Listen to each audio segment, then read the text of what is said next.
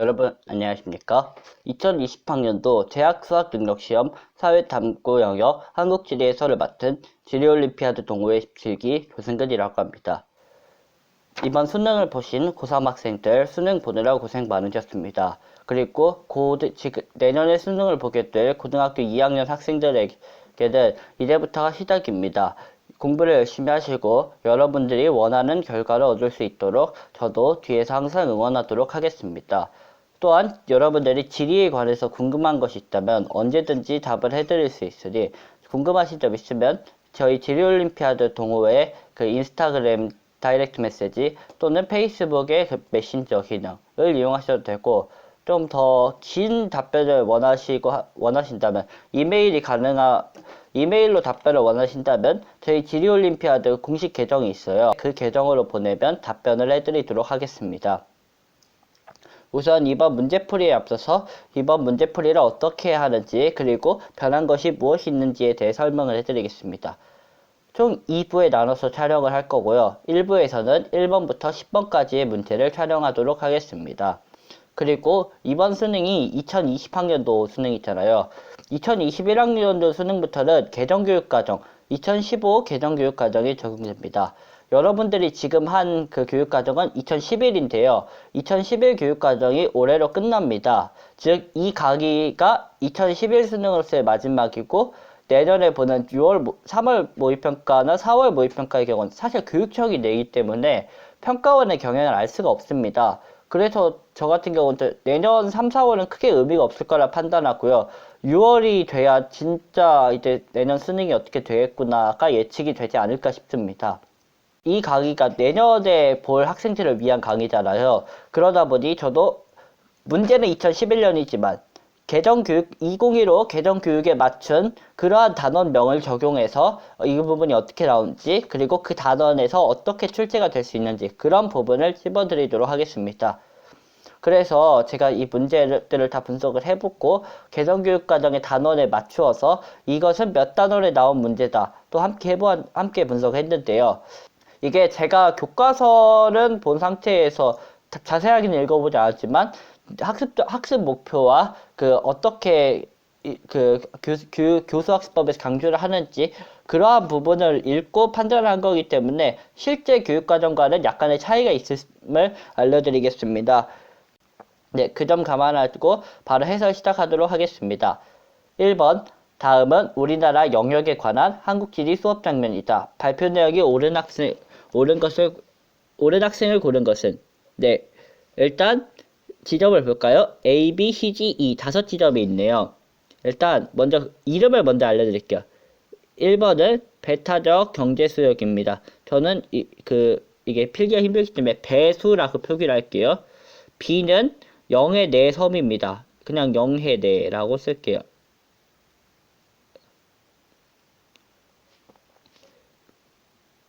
그리고 C는 대하대협입니다. 그리고 D는 그냥 동해안의 한 해안이고 E는 독도입니다. 네, 그럼 풀어볼까요? 갑. A에서는 외국 선박의 자유로운 운항이 허용되지 않습니다. 배타적 경제수역은 영해선, 즉 최외곽도서 또는 최저조위선으로부터 12해리 지점, 그 안쪽은 영해고 그 바깥으로부터 200해리 지점까지를 배타적 경제수역이라고 합니다. 배타적 경제수역의 경우 자원 등에 관한 권리에서는 배타적인 권리를 주장할 수 있지만 선박이 통항하는 것, 즉 토문이라고 하는데요. 이 토문에 대해서는 공해의 역할을 지니고 있습니다. 공해는 주권이 없는 바다로서 아무도 주인이 없는 땅인데요. 배타적 경제수역은 배타적인 권리는 주장할 수 있지만 통하에 대해서는 공해의 역할을 하고 있습니다. 즉 자유로운 운항이 가능하다는 것이죠. 따라서 갑은 일단 틀린 설명이 됩니다. B에서는 간척사업이 이루어지면 영해가 확장됩니다. 서해에 있는 해안선이네요. 서해는 섬이 많기 때문에 이곳은 최외곽도서, 즉 가장 바깥쪽에 있는 도서의 최저 조위선을 기준으로 이곳으로부터 12L이 떨어진 지점을 이은 선이 있습니다. 이 선을 직선기선이라고 합니다. 즉, 이 안에 있는 바다들은 모두 그냥 영해입니다. 이 안에서 뭘 확장을 하든 최외곽 도서 바깥으로 나오지 않으면 영해에는 변동이 없습니다. 즉, B도 틀린 설명이 되네요.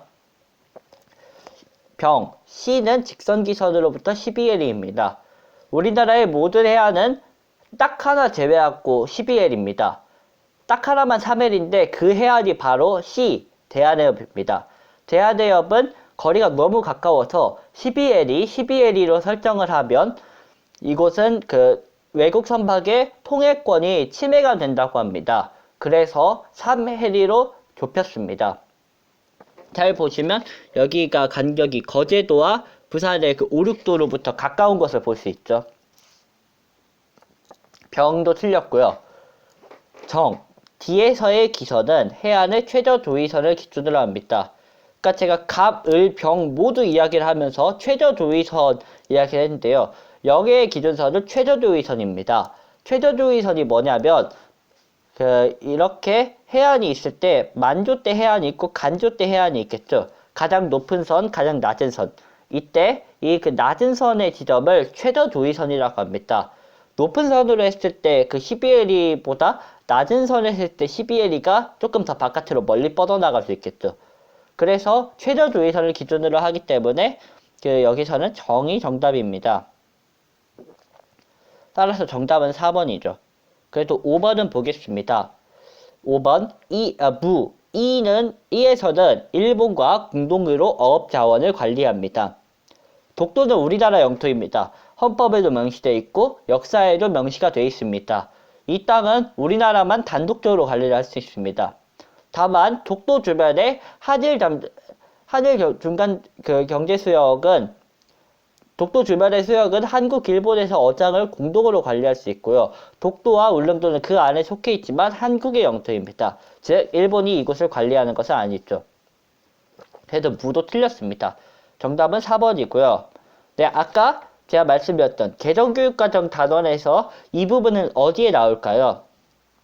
이 부분은 개정교육과정의 1단원, 국토인식과 지리정보라는 단원에 나옵니다. 그 중에서도 소단원 1번 파트에 나옵니다. 제가 제목이 다 길기 때문에 그냥 소단원 몇 번이다로만 언급할 테니 강의를 들을 때 참고해 주시기 바랍니다. 네, 2번 해설하겠습니다.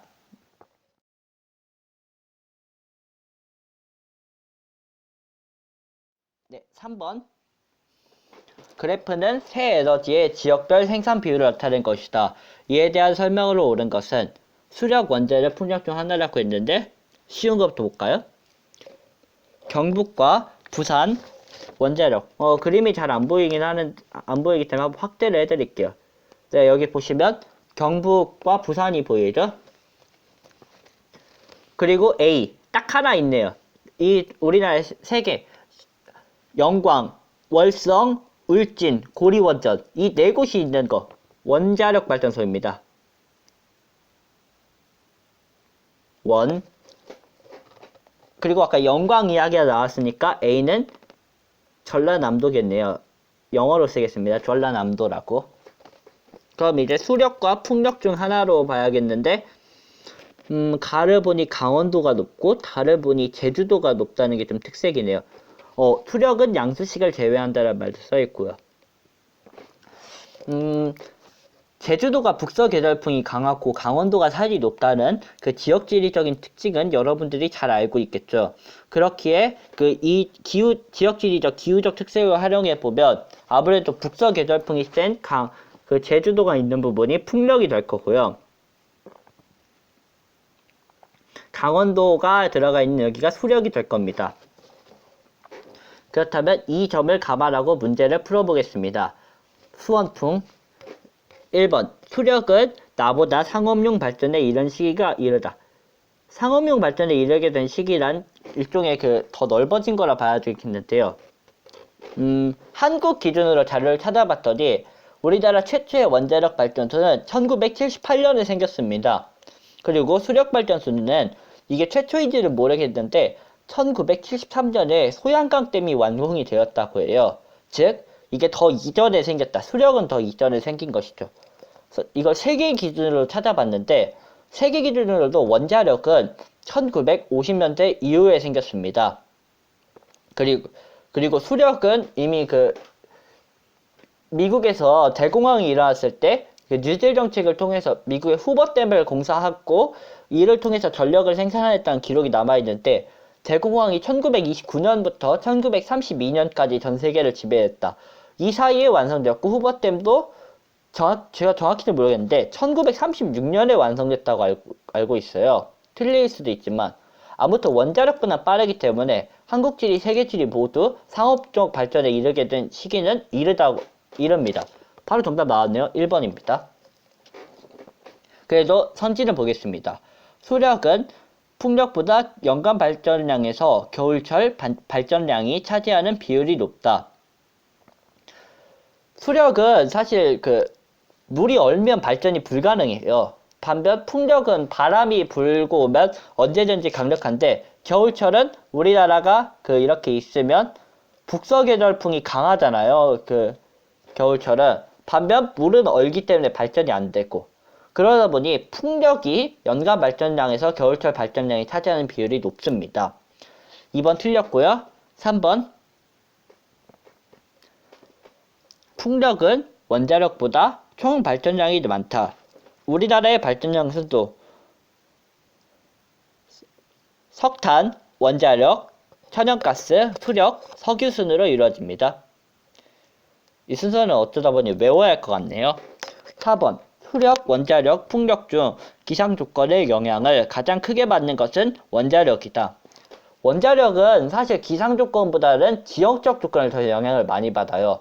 왜냐하면 원자로가 뜨거워지기 때문에 이를 식히는 냉각수의 개념이 있어야 되기 때문에 주로 해안 지역에 많이 입지합니다. 반대로 수력과 풍력이 영향을 많이 받죠. 수력은 또 기상뿐만 아니라 지형적 요건도 많이 받고요. 풍력의 경우 바람이라는 기상 조건의 영향을 크게 받기 때문에 나가 아니라 다입니다. 따라서 4번 틀렸고요. 5번 A는 전북에 해당된다.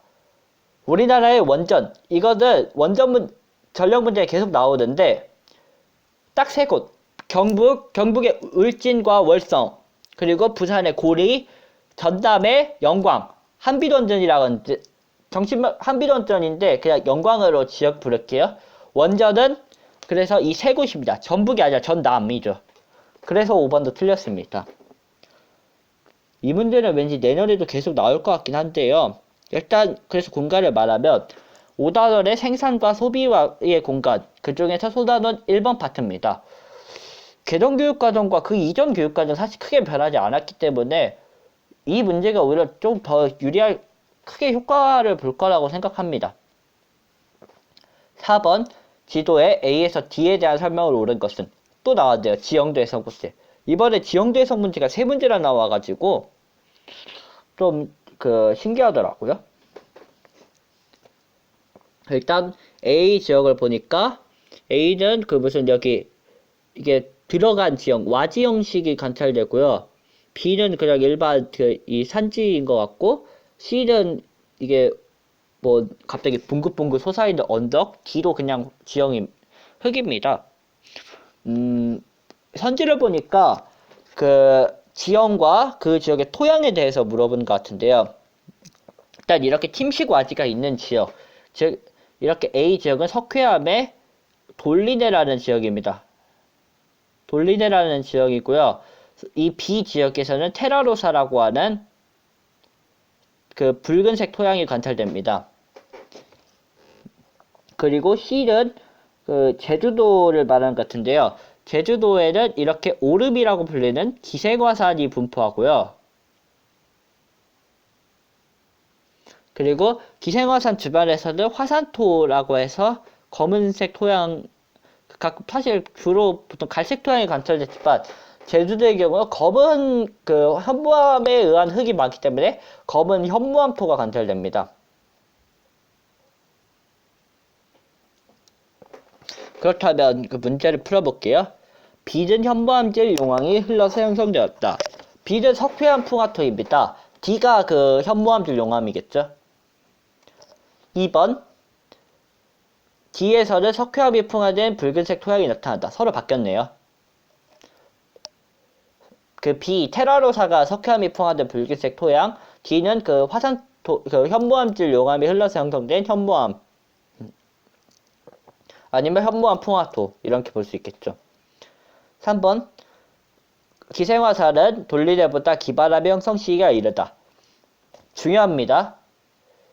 제주도는 무조건 신생대, 석회암은 무조건 고생대. 신생대가 지금 우리가 살고 있는 이 시기가 신생대 제4기라고 하는데요. 신생대 제4기는 최근이기 때문에 더 늦게 형성된 것이죠. 기바람 형성 시기로 늦으니까 틀렸습니다. 4번 A, 그러니까 돌리대와 기생화산 주변에는 기바람이 용식되어 형성된 동굴이 보인다. 돌리대는 사실 석회암이기 때문에 이 점을 용식돼서 보일 수 있습니다. 저희가 49주차나 카르스트 지형으로 카드뉴스 만든 적이 있으니 그 점을 참고해주세요. 교과서 외에도 2차적인 카르스트 지형에 대해서도 만나볼 수 있습니다. 그래서 기바람이 용식된 그 청선 봉포하라, 기생화산은 기바람이 용식이 아닙니다.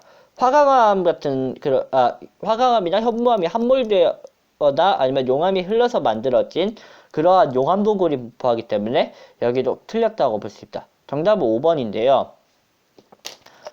사실 그 테라로사도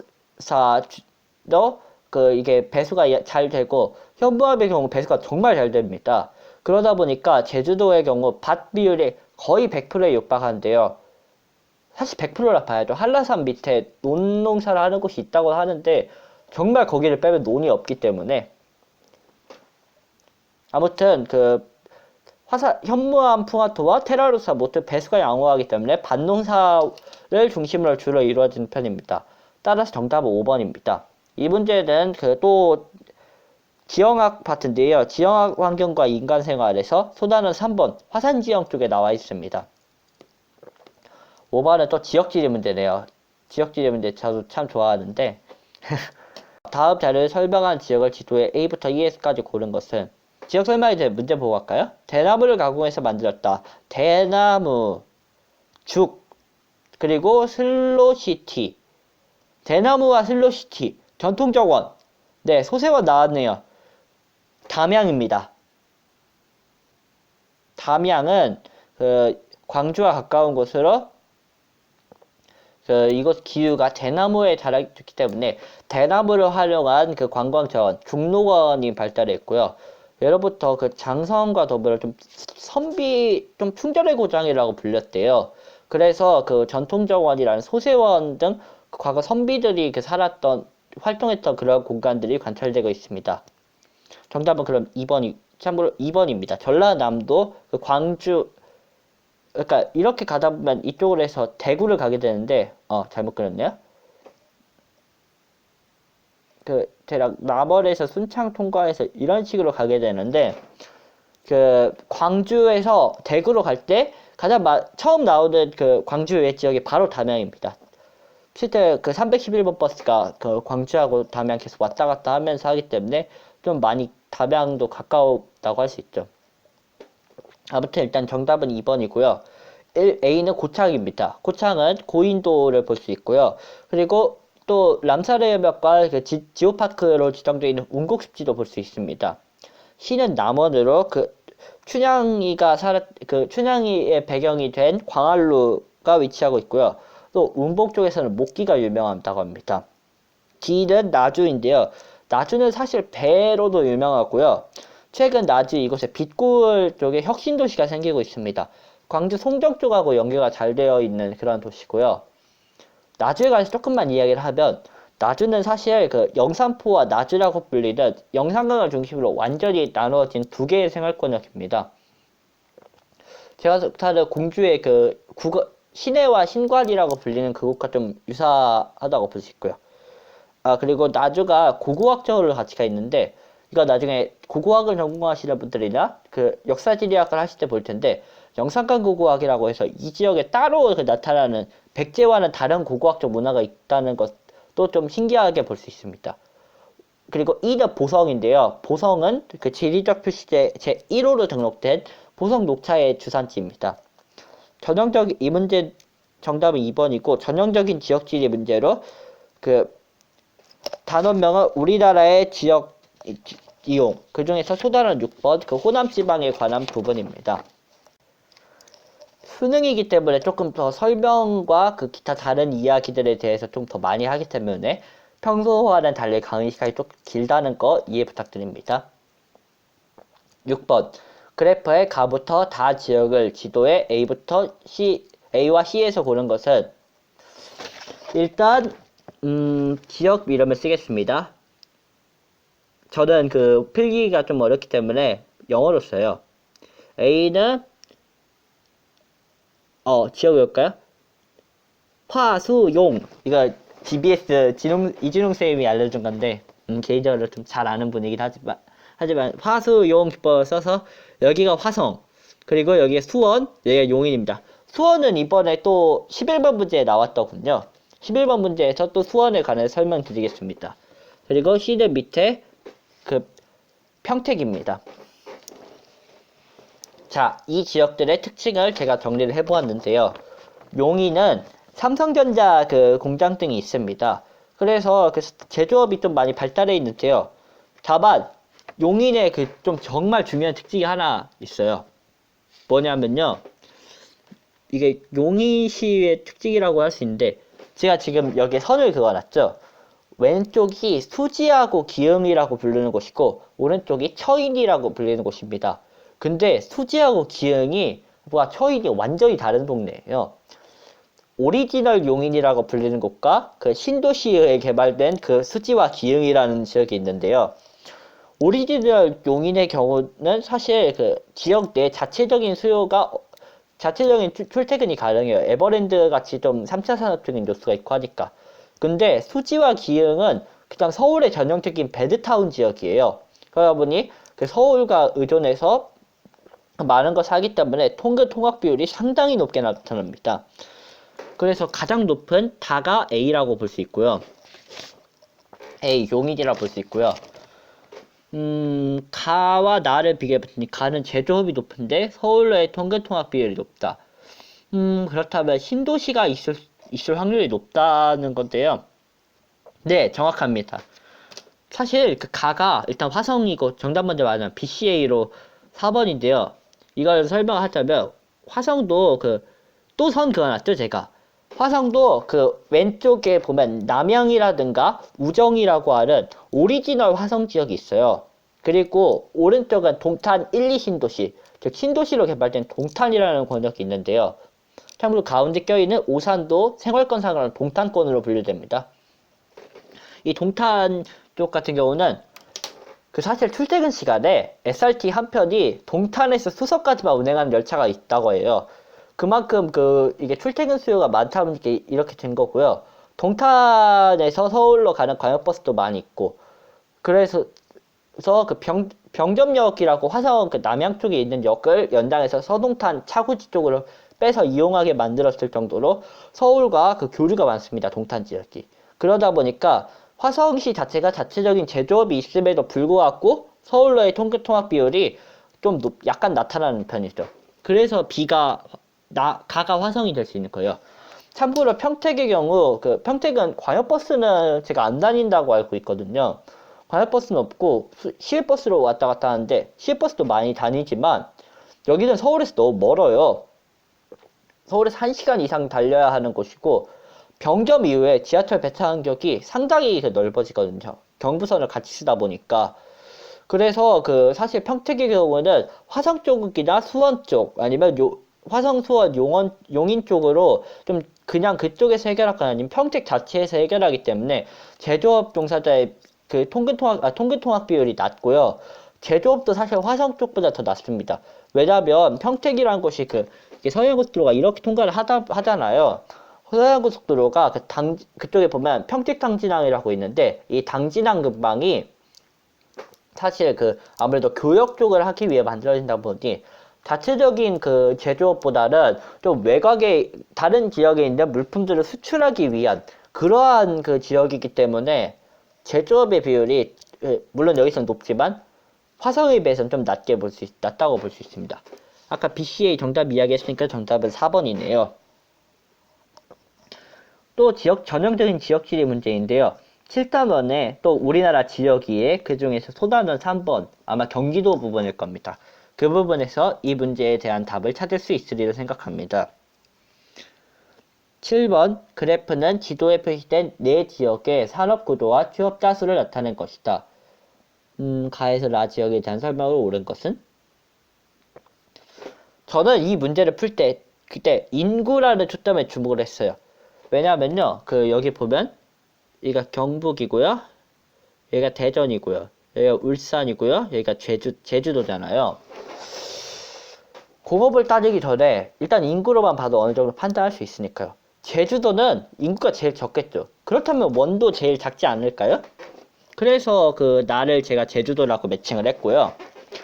경상북도, 울산광역시, 대전광역시는 광역시 중에서는 좀 작은 도시들이에요. 그러니까 인구는 뭐 경상북도가 더 많겠죠. 그래서 가가 경상북도입니다. 네, 이렇게 두 개를 그냥 인구로만으로 알아버렸네요. 그렇다면 이제 진짜 이 문제에서 요구하는 그러한 방법으로 답을 찾아볼까요? 라를 보니 3차선을 놓고 다를 보니 3차가 낮은 편이네요. 이 비율을 빼볼까요? 100에서 일단 다를 볼게요. 100에서 약 66, 그리고 1차가 약 2, 이걸 빼면 약 32 정도가 되는데요. 공업이 32%나 되는 도시 우리나라에 딱 하나밖에 없죠. 그래서 울산이고요. 라는 대전 쪽입니다. 대전 쪽은 대전은 여러분들 제가 공주에 살다 보니까 알 텐데, 대전은 유성구 쪽에 있는 카이스트라든가 아니면 충남대학교, 그리고 말은 대덕이지만 사실 대덕연구단지가 유성에 있으니까 그 수요로 인해서 생산자 서비스업이 좀 발달했고요. 그리고 정부청사가 대전에도 있잖아요. 세종청사가 유명하지만 원래 대전에도 있었고요.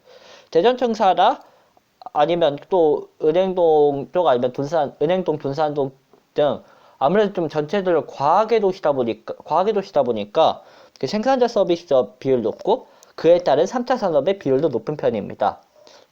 반대로 울산하면 현대잖아요. 현대도시라 해서 현대중공업, 뭐 현대조선, 현대미포조선, 현대자동차 그런 식으로 다 있듯이 제조업의 비율이 상당히 높게 나타납니다. 그래서 다를 울산이라는 거고요. 제가 정리한 설명을 한번 읽어드릴게요. 경북은 인구 규모가 크고 여기서 제일 많고 농업 및 임업이 북부 이쪽 산간지대 중심으로 발달해 있습니다. 그리고 제주도는 여기들 중에 인구 규모가 가장 적고, 제주도 하면 감귤, 즉 1차 산업이 발달해 있지만 관광도시란 특성상 1차와 3차, 즉 겸업농가가 많이 있다. 그렇게 볼 수 있습니다. 그리고 울산과 대전 아까 설명해드렸고요. 그럼 이제 선지를 골라볼까요? 경북은 대전보다 제조업 출하액이 적다. 제가 이거 일단 제조업상으로 아무래도 구미가 있다 보니까 이제 구미가 있고 포항이 있고 하니까 제조업 생산액은 당연히 많을 수밖에 없어요. 근데 이게 얼마나 되는지 제가 모르잖아요. 그래서 정확한 수치를 재고왔습니다. 진웅쌤이 이 강의를 보실지는 모르겠지만 진웅쌤 수능 개념 자료에서 제가 자료를 퍼왔는데요. 진웅쌤 자료 출처를 활용해 봤더니 대전의 경우 1903만 7182 곱하기 100만 원인데요. 여기서 10의 6승이라고 썼으니까 제가 나중에 이게 스캔 되면 PDF로 자료 공유해 드리려고 하거든요. 그 자료에는 100만을 쓰기 귀찮아서 제가 화학식 표기법인 10의 6승 단위로 표현했으니까 참고해 주세요. 그리고 경북은 1억 4199만 44 곱하기 10의 6승 이렇게 단위가 나타납니다. 즉 경북이 제조업 출하액이 더 많다는 것이죠. 2번 제주도는 경북보다 지역 및 발전량도 화력 발전이 생산하는 비중이 높다. 네, 이것도 제가 진웅쌤 자료에서 출처를 가져와 봤습니다. 제주도의 총 발전량은 단위 생략하겠습니다. 1115입니다. 그 중에 화력 발전이 차지하는 비율은 706입니다. 비율 계산을 한번 해볼게요. 706을 1115로 나누면 약 63.3% 정도가 나타났고요. 경상북도의 총 발전량은 15,606입니다. 그중 화력 발전은 536을 차지하는데요. 이 값을 계산해보면 약 3.4% 정도가 나옵니다. 즉, 화력 발전을 차지하는 비율은 제주도가 훨씬 높죠. 그래서 정답은 2번입니다. 이 문제에서 좀 많이 헷갈려 했대요. 오답률 순위에도 있더라고요. 3번. 제주도는 울산보다 1인당 지역 내 총생산이 많다. 이 자료도 또 지능쌤 자료에서 퍼왔습니다. 제주도의 1인당 총생산량은 3,113만원. 그리고 울산은 6,547만원이라고 합니다. 울산이 더 많고요. 4번. 울산은 광역시, 대전은 도이다. 둘 다 광역시예요. 대전광역시, 울산광역시. 그러니 틀렸고요. 5번. 가에서 나중 전문 서비스 업체는 제주도가 가장 많다. 제주도는 관광도시입니다. 즉, 소비자를 노리는 그러한 수요가 많이 있는데요. 그러다 보니 소비자 서비스업이라 하는 그 부분이 많이 발달이 했고요. 전문 서비스 업체, 교과상에서는 생산자라고 하는데요. 생산자 서비스업은 주로 그 연구단지가 많이 있는 곳 또는 정부 청사 등 그 공공기관들이 많이 입지하고 있는데, 연구기관과 공공기관들이 둘 다 있는 곳, 대전광역시죠. 즉 대전광역시가 아마 제일 많을 겁니다. 그래서 이것도 틀린 거고요. 따라서 정답은 2번이 되는데요. 발전이라던가 이런 그 여러 그 요소들을 섞었는데요. 전형적인 그냥 5단원과 7단원 좀 섞어놓은 문제예요. 그래서 이제 이렇게 좀 지리적인 다각적인 사고가 필요한가 그런 생각도 들고요. 아무튼 이 문제가 조금 제가 보기에 이번 한국지 중에 좀 어려웠던 문제라고 생각합니다. 사실 오답률은 10번이 제일 높다고 하는데 10번이 사실 더 쉬워요. 제가 보기에는. 8번. 다음 자료는 어느 모둠의 답사 계획서 일부이다. 또 지역지리 문제네요. 이 모둠의 답사 지역을 지도에 A부터 F까지 순서에 맞게 고른 것은? 자, 우선 이 지역에 대해서 제가 다 정리한 바들을 먼저 설명해 드리겠습니다. A는 안동이라고 하는 지역입니다. 안동은 여러분들이 음식으로 말하면 간고등어라고 해서 좀 맛있는 고등어 있는 곳이 하지만 여기 나온 요소로 봤을 때는 하회마을이 있습니다. 유네스코 세계문화유산에 지정된 지역으로 저도 좀 가보고 싶긴 한데, 아무튼 이 하회마을이 있고, 그래서 이 전통 역사적인 그런 마을의 특징을 지니고 있습니다. 그래서 지리학에서는 역사지리학이라는 분야가 있고 또 촌락지리학이라고 하는 분야가 있어요. 과거에는 많이 대세였는데 현재도 연구되고 있지만 과거에 비해서 활발하지 않은 그런 지역이 있는데요.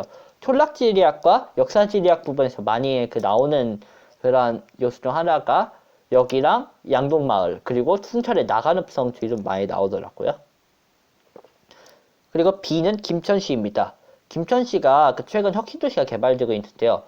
이것 쪽의 요소 중 하나가 이걸 가속화를 붙이는 게 KTX가 2단계 구간이 개통했잖아요. 이렇게 해서 이렇게 지나잖아요. 근데 여기에 김천에 있고 경주에 있고 여기에 있고 또 울산에 있고 또 부산에 있고 이렇게 경상도에 5개 역이 지나는데 그 중에 김천과 구미 사이에 역이 생겼다는 것은, 그래서 이 지역을 혁신도시로 해서 개발을 많이 하고 있습니다. 그 외에 좀 특별한 사항은 여기가 축풍령을 넘어가는 고개에 있기 때문에 영남 언어지리학적으로 보았을 때 이 옆에가 전라북도 무주고 그 위가 충청북도 영동이거든요. 이 3개 지역의 방언이 섞여 있는 지역으로 언어지리학 분야에서 좀 연구가 되고 있는 지역이기도 합니다. 네, 여러분들께 조금 더 많은 지리적인 제 전공이 지리다 보니까 그런 이야기도 함께 해드릴게요. 나중에 이거와 관련돼서 궁금한 거 있으면 제가 또 이메일 주시면 편하게 답장해드리겠습니다. 그리고 C는 경주입니다. 경주는 역시 여기도 양동마을이 있어서 세계문화유산으로 지정된 곳이고, 이 외에도 경주 역사문화유산지, 신라 천년고도의 흔적이 남아있는 곳, 땅만 파면 문화지 나오는 곳, 고도 걸려있는 곳, 고도 제한 걸려있는 곳, 동해남부선 이설안에 반해 해서 이설한다죠. 실제 신경지역으로. 신경지역이 실제로 그 유네스코에서 권고해서 여기 외곽으로 빠진 곳이니까요. 네, 그런 식으로 그 여기도 전통마을이 있습니다. 그래서 아마 사실 그래서 A하고 C가 다 나와서 선지상으로는 이게 다 돼요. 5개가. 일단 1차는 그냥 이렇게 해서 A 아니면 C란 게 나왔고, D는 창녕입니다. 창녕은 제 본관이기도 한데요. 우포늪이 있습니다. 우포늪은 람사르 협약 람사르 협약에 의해 보호받고 있는 습지가 있는 것으로 우포늪은 국내 내륙 습지 중 최대 규모를 자랑하고 있습니다. 이곳은 이게 과거 하천이 흐르다가 물이 고이면서 형성된 곳에 이런 식수초 자원들이 잘 형성된 것이고요. 여기가 사실 대중교통은 좀 불편하다고 하는데, 제가 답사할 때 새로운 방법을 알아낸 것이, 대구가 좀 숙소가 많거든요. 대구에서 창녕 쪽으로 내려가는 그 버스를 타고, 창녕에선 버스가 좀 있기 때문에 그 버스를 타고 다니면 우포늪이 크기 때문에 다음 버스 시간까지 맞춰서 답사를 할 수 있습니다. 나중에 우포늪 답사를 한번 해본다면 그렇게 해볼 생각이고, 같이 함께 하실 분 파치 구하기도 합니다. 아무튼 우포늪이 있는데 마침 2일차에 이야기 있네요. 람사르 협약 등록 습지에 나왔다. 그러면 일단 D가 됩니다. 네, 그러면 선지가 다 됐겠네요. 2번, 4번, 5번이 빠지고요. 그리고 3번, E를 보겠습니다. E는 진주입니다. 진주도 사실 요즘 혁신도시가 개발되고 있어요. 아마 혁신도시 문제만 내도 여러분들 알아요. 김천, 원주, 전주, 진주, 나주 이런 식으로 해서 혁신도시만으로 해도 문제가 하나 나올 수 있을 거라는 생각이 들거든요. 사실 기업도시, 혁신도시가 최근 강조되는 추세이기 때문에 언젠가는 혁신도시만 다 추려놓고 나오지 않을까. 대구에서도 혁신, 울산도 혁신, 전국의 혁신도시랑 혁신도시 다 총출동할 문제가 언젠가 나오리라 생각합니다. 네, 바로 여기 문제 있네요. 혁신도시 토지 이용. 저 문제 없는 줄 알고 이야기했는데 나왔고, 그리고 남강 유등축제라고 해서 진주가 그 논개가 예전에 그 외 장수를 끌어안고 푸신해서 한 성이 있어요. 그게 진주성인데요. 그리고 김시민 장군이 그 예전에 항전을 했던 곳이기도 하고요. 남강은 이게 진주 시내를 이런 식으로 관통을 하는데요. 그래서 남강에서 배를 띄워놓고 유등축제라는 것을 하기도 합니다. 이게 진주시의 참 명물이라고 하는데, 진주도 한번 가봐야겠네요. 그러면 일단 진주가 E라고 했으니까 AD1 잘못 걸렸네요. 네, 이가 ADF가 아니라 ADE죠. 3번이죠. 어휴, 큰일 날 뻔했네요. CD 그래서 이렇게 되는 경우는 여기가 양동마을이 되니까 CDE가 되는 거예요. 그럼 이제 제가 잘못 골랐던 F는 어디일까요? F는 김해시입니다. 김해시 같은 경우는 금강가야의 본적지로 이곳에 가면 가야의 유적이 많이 남아있어요. 실제 김해박물관이 위치해 있기도 하고요. 전체적으로 가야의 지명과 관련된 지명들이 많이 있으니까 한번 지명학 부분에서 찾아보는 것도 좋을 것 같습니다. 하지만 도시지리학적으로도 최근 주목받고 있는데요. 바로 부산의 위성도시라는 겁니다. 2012년이었나 11년이었나 김해부산경전철 개통된 후로 부산과의 교류가 더 늘었고 출퇴근하기 편해졌다는 소식과 함께 위에 있는 여기 양산과 함께 김해로 위성도 사람들이 많이 이사를 하면서 부산광역시 인구가 줄어들고 있다고 해요. 즉 위성도시 성격을 크게 하는 그러한 도시입니다. 이게 특징을 모아보니까 고도가 고등학교 교육과정에 있는지는 모르겠는데 있었던 것 같아요. 수능 완성에서 고도와 관련된 내용이 나왔거든요. 고도가 뭐냐면 옛날 도읍지로 하는 건데, 고도 중심으로 문제를 묶을 수도 있고 서울의 위성도시 쪽으로 묶을 수도 있고 아까 말했던 혁신도시 쪽으로만 문제를 묶을 수도 있고, 그냥 아예 하나를 특색 있게 파고드는 문제가 조만간 나오지 않을까라는 생각이 듭니다. 특히 2015 개정교육과정에서 지역지리 교육이 조금 더 강화된 만큼 단어는 상관없지만 그냥 지역지리가 더 세분화된 만큼 이런 부분은 조금 더 눈여겨봐야 하지 않을까 싶다는 생각이 드네요. 영남지방의 지역지리 물어 문제로 7단원 우리나라의 지역위의 소단원 7번 부분에 나온 부분입니다. 오랜만에 해설을 좀 길게 하니까 저도 신기하네요. 30분 안에 끝내던 해설이 이렇게 50분을 넘길 줄. 2부도 아마 그 정도 나오지 않을까라는 생각은 해봅니다. 9번 다음은 한국지리 퀴즈의 일부이다. A도시의 제조업 업종별 출하액 비율 그래프로 오른 것은?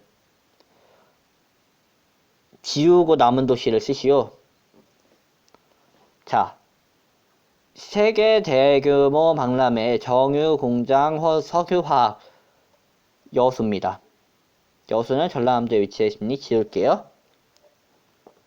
인접한 3개시가 통합되어 인구 100만이 넘는다. 자, 인구 100만이 넘는다. 주목하세요. 조금 이따 20번 문제에서 또 나옵니다. 공업단지 자동차 생산공장이 있다. 창원인데요. 창원이 사실 기계공업단지가 많습니다.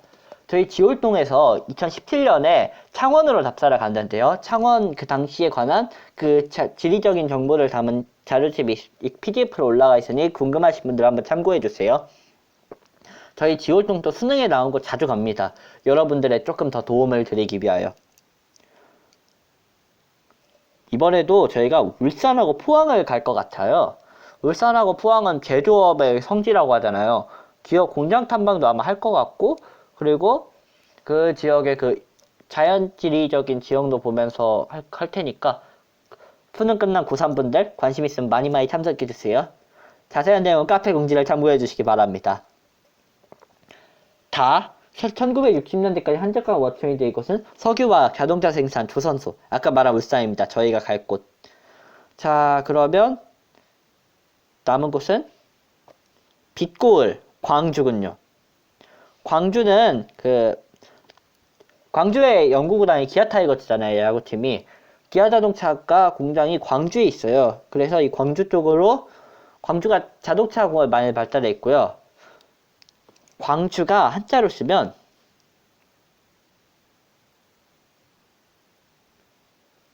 빛고을이란 뜻이에요. 빛광자의 고을주. 빛고을이란 뜻인데 이를 활용해서 즉 광산업이 최근 많이 발달하고 있어요. 그 박람회도 많이 하고 있고요. 그래서 광이 비치니까 전기 쪽 산업이겠죠? 그러니까 자동차 트레일러 있고 전기 장비가 있는 1번이 정답이 될 겁니다. 그렇다면 2, 3, 4, 5번 어디일까요? 살짝 스크롤 내려서 보겠습니다. 코크스, 연탄 및 석유정 제품, 자동차 및 트레일러, 그리고 화학물질 의약품, 현대 자동차, 석유화학 다 나온 울산입니다. 3번은 제가 정확한 지역은 몰라서 후보를 2개를 추렸어요. 1차 금속이 크게 있는 곳, 비금속 광물 제품이 있고 금속 가공이 있다고 했는데 사실 포항하고 광양 중 한 곳이거든요. 근데 여기가 후보 좀 비슷하기 때문에 그냥 G 올 P라고 쓰겠습니다. 저도 여기는 답을 못 찾았어요. 4번은 기타 운송 장비, 금속 가공 제품, 식료품이라 했는데 여기서 기타 운송 장비란 배입니다. 조선이죠. 조선소가 있는 곳, 뭐 울산도 있고 당진도 있고 군산에 있다 없어졌고 통영도 있고 거제도예요.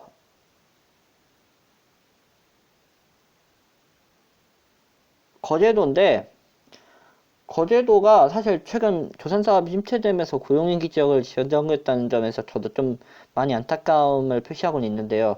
아무튼 여기가 삼성유전소나 STX 등이 있어서 배를 만드는 기타 운송 장비 사업이 발달했습니다. 그리고 5번은 화학물질 및 화학제품, 코크스 및 연탄 석유정 제품인데요. 여수예요. 여수. 아까도 문제에서 나왔고요. 여수는 석유화학고등학교가 있다 하더라고요. 예전에 골든벨 나왔을 때 살짝 봤는데 석유화학 마이스터로 해서 이 분야만 아예 전문적으로 양성할 정도로 지역 자체가 석유화학에 특화가 돼 있다고요.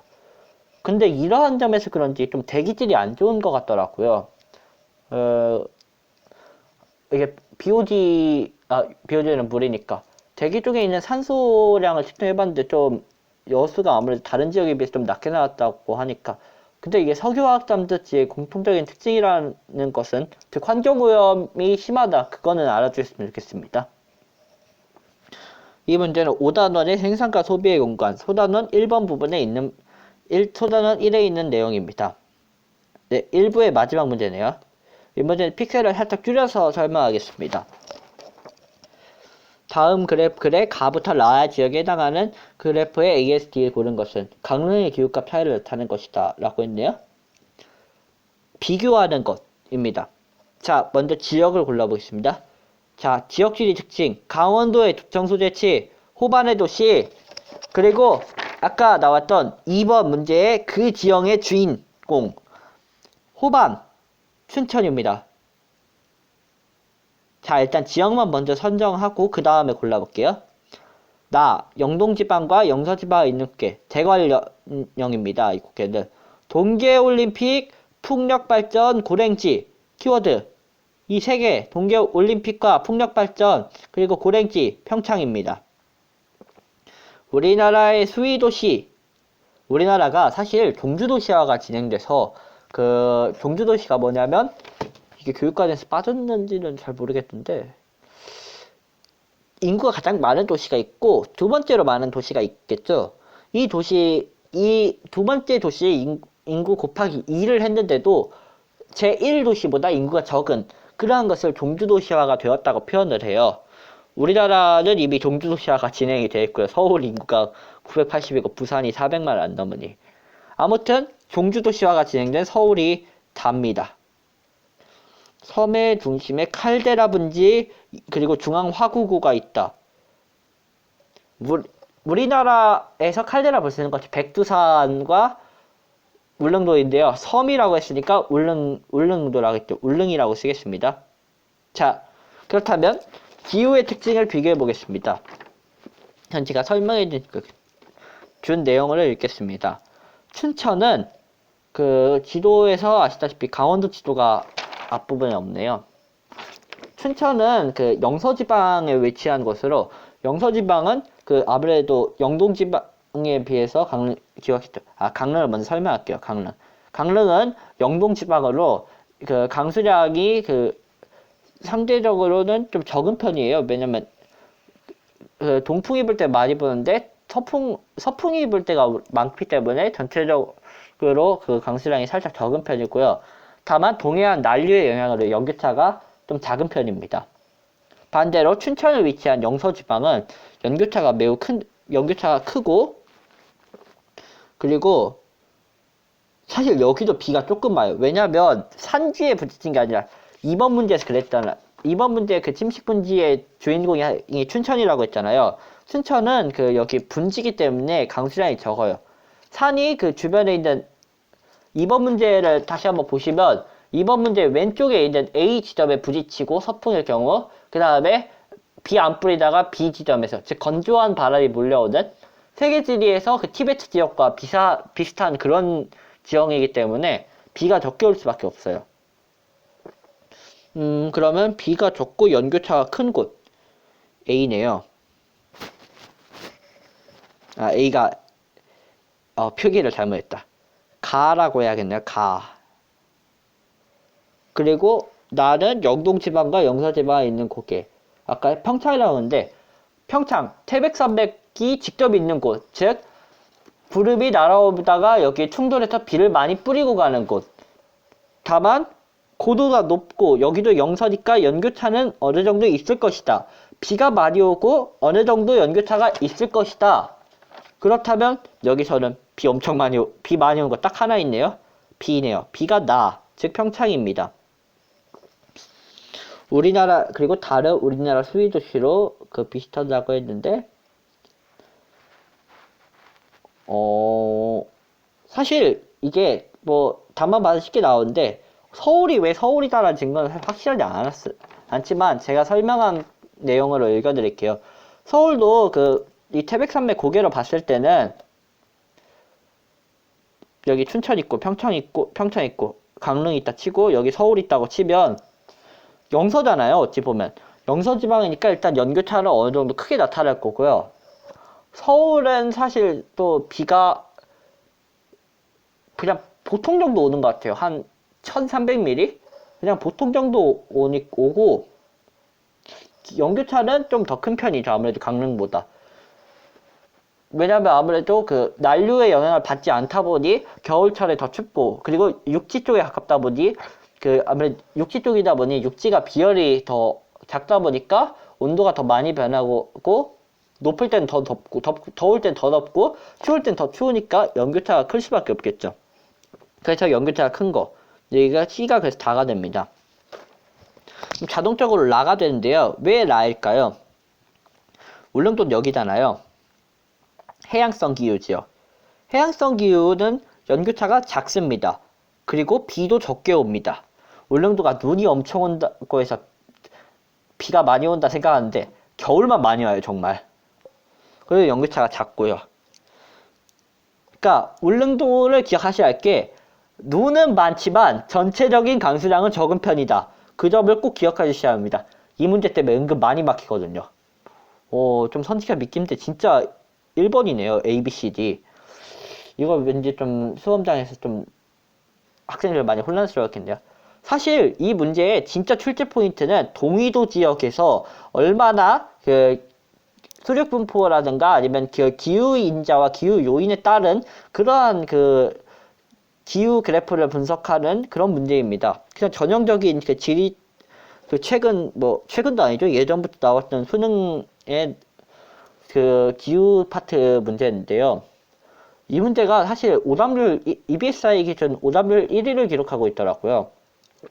저는 좀 쉽게 풀리게 했는데 그만큼 기후가 이 동의도 비교하는 문제가 많지만 어려울 땐 어렵고 쉬울 땐 쉬운 그런 문제이기 때문에 여러분들이 더 많이 푸는 것을 추천드립니다. 네, 1부 해설은 여기까지 하겠습니다. 1부 해설 좀 길긴 하지만 좀 많이 듣고 제가 TMI처럼 흘리는 지리 지식들도 뭐 관심 있으신 분들 찾아보시고 연락 주시면 감사하겠습니다. 네, 2부에서 만나도록 하겠습니다. 2번 문제입니다. 다음 자료는 우리나라의 어느 지역의 지형도와 A부터 B 구간의 단면도이다. 이에 대한 설명으로 옳은 것을 보기 위해서 고른 것은 자, 제시된 지형은 이렇게 산지를 중심으로 산지 가운데에 파인 지역이 보이고 중간에 하천이 보이네요. 실제 이것을 위에 지형도 단면도로 보면 이렇게 보이고 지형도로 보면 가운데 이렇게 하천이 흐르는 것을 볼 수 있습니다. 이러한 지형을 침식분지라고 하는데요. 여기서 침분이라고 쓰겠습니다. 침식분지 지형은 대부분 하천이 만나는 지점 그리고 산지에서 암석의 경암의 차이가 발생하는 지점에서 주로 나타나는 지역입니다. 제시된 지형은 강원도청의 소재지이기도 하고 한국지리에 자주 나오는 춘천의 침식분지 지형입니다. 그렇다면 일단 뭐 지역이 여기서 중요한 것은 아니고 춘천은 그냥 침식분지 지형이 관찰된다. 그 정도만 추가적으로 알아두시고요. 그럼 이제 선지를 풀어볼까요? 선지를 풀어보기 전에 침식분지의 형성 과정에 대해서 알아볼게요. 침식분지는 이 가운데에 있는 암석의 아까 경암 차이에 의해 생긴다고 했잖아요. 이 외곽에 있는 여기서 기역이라고 말하는 것은 편마암이에요. 편마암은 시원생대에 형성된 암석, 당시에 퇴적암이거나 화성암이었던 암석들이 열과 압력 등 지구의 내인적인 작용에 의해서 변성된 암석, 즉 변성암입니다. 그리고 이 가운데에 보이는 이 니은 지점은 편마암보다는 상대적으로 늦게 형성된 화강암입니다. 화강암은 편마암에 비해 지구의 내인적인 작용을 상대적으로 덜 받았기 때문에 풍화해와 침식에 대한 저항력이 약한 것이 특징입니다. 그렇다면 선지를 바로 풀어볼 수 있겠네요. 기역. 기역의 기반암은 시원생대의 변성암이 주를 이룬다. 아까 편마암이라고 이야기했죠. 편마암은 시원생대의 변성암이 맞습니다. 따라서 기역은 맞는 말이 되고요. 니은은 경동성 요구근동으로 형성된 고위평탄면이다. 경동성 요구근동이란 우리나라 지형이 이렇게 생겼잖아요. 이쪽이 동쪽 그리고 여기가 서쪽인데 동쪽이 높고 서쪽이 낮은 지역입니다. 사실 우리나라는 그 동구서저 지역 경족성 요구운동과정에서 동쪽과 서쪽 모두 융기 작용을 받았습니다. 그렇지만 동쪽이 상대적으로 융기 작용을 많이 받았기 때문에 동구서저의 지형을 이루게 된 것이죠. 그렇지만 침식분지는 동구서저와 관련된 것이 아닙니다. 침식분지는 아까도 말씀드렸다시피 하천에 흐르는 것 그리고 암석의 경암 차이에 의해 경암 차이가 발생할 때 외인적인 요인, 즉 아까 말한 하천이라든가 바람, 아니면 강수 등의 요인에 의해서 깎여나가는 것으로 경동성 요구운동과는 관련이 없습니다. 따라서 니은은 틀렸고요. 디귿, 니은의 기반함은 기역의 기반함보다 풍화와 침식에 대한 저항력이 약하다. 아까 제가 말했는데요. 편마음은 오래전에 형성되어서 지구 내인적인 힘을 많이 받았다고 했죠. 그래서 풍화와 침식에 대한 저항력이 강합니다. 반면 화강암은 편마음에 비하면 비교적 최근에 형성되었기 때문에 상대적으로 풍화와 침식에 대한 저항력이 약합니다. 따라서 디귿이 정답이 되고요. 기역과 디귿이 정답이니 정답은 2번이 되겠습니다. 근데 리을에 대한 선지도 한번 살펴보는 것이 좋겠죠? 이거는 설명할 것이 조금 많기 때문에 여기를 지우고 설명을 할게요. 네, 리을. 니은과 디귿은 충적층이 넓게 발달하여 주로 벼농사가 이루어진다. 이렇게 얘기를 했는데요. 충적층이라는 것은 범람원에서 관찰되는 지형이에요. 자, 이렇게 하천이 있다고 가정을 해볼게요. 하천과 주변이 있다고 가정을 해볼게요. 이렇게 물이 흐르고 있어요. 그런데 하천 주변에 이렇게 높은 이곳을 자연제방이라고 하고요. 이 뒷부분, 여기를 배우습지라고 해요. 자연제방은 여기 물이 범람하였을 때 넘쳐서 이곳에 흐르는 것 중 상대적으로 입자의 크기가 크기 때문에 이런 물에 의한 유동적을 잘 견뎌서 멀리 분급되지 못하고 가까이에 남아있는 것들로 암석의 퇴적물의 입자가 크고 배수가 잘 되는 것이 특징입니다. 이 뒤에 있는 배우습지 지형은 조금 더 입자가 작고 멀리까지 나갈 수 있는 그러한 입자들이 분포하고 있기 때문에 점토질 등 입자 크기가 작아서 배수가 불량합니다. 그래서 이곳의 경우 배수를 정비를 한 후에 논으로 이용을 하고 있습니다. 우리나라에서 흔히 볼 수 있는 가장 흔히 볼 수 있는 하천 지형이라는 것이 특징이죠. 자, 그러면 다시 한번 여기를 볼까요? 디귿은 여기 하천이 있잖아요. 하천이 범람하여서 만들어진 충적층이긴 합니다. 다만 충적층은 밭농사라고 했죠. 밭농사. 벼농사가 아니라 밭농사가 맞기 때문에 일단 여기서도 틀렸고요.